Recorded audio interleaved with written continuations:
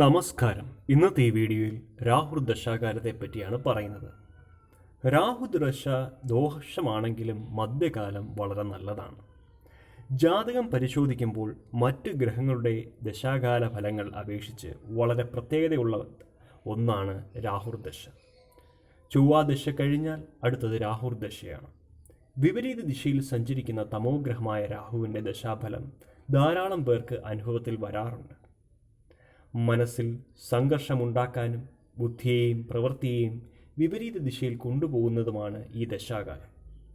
ഈ ദശയുടെ കാലഘട്ടം 18 വർഷമാണ്. രാഹുർ ദശയുടെ ഗുണദോഷ ഫലങ്ങളെക്കുറിച്ചും പ്രതിവിധികളെപ്പറ്റിയുമാണ് ഇവിടെ പറയുന്നത്. രാഹുവിനെ പറ്റി ഫലദീപിക എന്ന ജ്യോതിഷ ഗ്രന്ഥത്തിൽ വിവരിക്കുന്നത് ഇങ്ങനെയാണ്. രാഹു കറുത്ത കാന്തിയോടും നീണ്ട ശരീരത്തോടും കുൽസിതമായ വർണ്ണത്തോടും ചൊറി, ചിരങ്ങ്, ത്വക്ക് രോഗം മുതലായവയോടും കൂടിയ ഒന്നാണ്. ഈശ്വരഭക്തി കൂടാത്തതും അസത്യം പറയുന്നതും കപട സ്വഭാവം ഉള്ളതും മറ്റുള്ളവരാൽ നിന്ദിക്കപ്പെടുന്നതും ബുദ്ധിഹീനതയോട് കൂടിയതുമാകുന്നു. ദശാഫലം നോക്കുമ്പോൾ രാഹുവിൻ്റെ ഈ പൊതു സ്വഭാവം നമ്മുടെ ജീവിതത്തിലും അനുഭവത്തിൽ വരാം. ഒറ്റ നോട്ടത്തിൽ രാഹുർദശ മോശമായി പറയാമെങ്കിലും എല്ലാ ഗുണങ്ങളോടും കൂടി നല്ല സ്ഥാനത്ത് രാഹു നിൽക്കുമ്പോൾ വളരെ ഉയർന്ന അവസ്ഥ നിങ്ങളുടെ ജീവിതത്തിൽ ഉണ്ടാകുന്നതാണ്. രാഹുർ ദശയെ 3 ഘട്ടങ്ങളായി തിരിച്ചിരിക്കുന്നു. 6, 6, 6 എന്ന്. ഇതിൽ ഒന്നാമത്തെയും അവസാനത്തെയും 6 വർഷക്കാലം ദോഷകാലമാണെങ്കിലും മധ്യ 6 വർഷക്കാലം വളരെ നല്ലതാണെന്ന് പറയപ്പെടുന്നു. രാഹുവിന് 3, 6, 11 ഭാവങ്ങൾ, അതായത് ലഗ്നാൽ 3, 6, 11 ഭാവങ്ങൾ ഇഷ്ടഭാവങ്ങളും ബാക്കിയെല്ലാം അനിഷ്ടഭാവങ്ങളുമാണ്.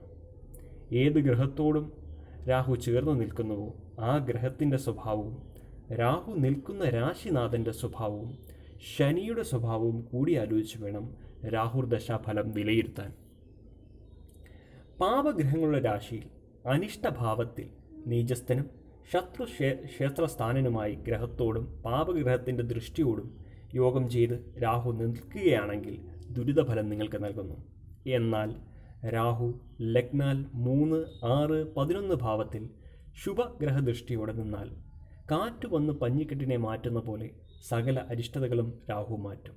ജീവിതത്തിൽ എല്ലാവിധ ഉയർച്ചകളും നിങ്ങൾക്ക് നൽകുന്നതാണ്. ഇനി രാഹുർ ദോഷകാലത്തെ പരിഹാരങ്ങളെ പറ്റിയാണ് പറയുന്നത്.